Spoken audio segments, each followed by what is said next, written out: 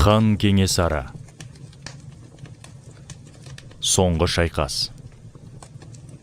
Ресей империясы қысым жасаумен хан Кенесары Іле өзенінің оң жақ бетіне өтіп, одан әрі Алатаудың етегіне көшіп барды.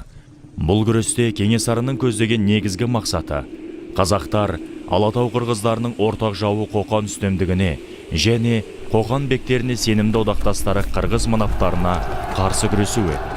Кенесарының қырғыз әскерлерімен ақтық шайқасы Тоқмақ селосының шығыс жағында, Пішпек қаласына жақын Кекілі тауларында болды.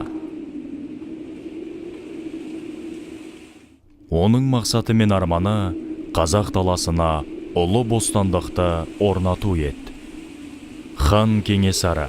Соңғы шайқас.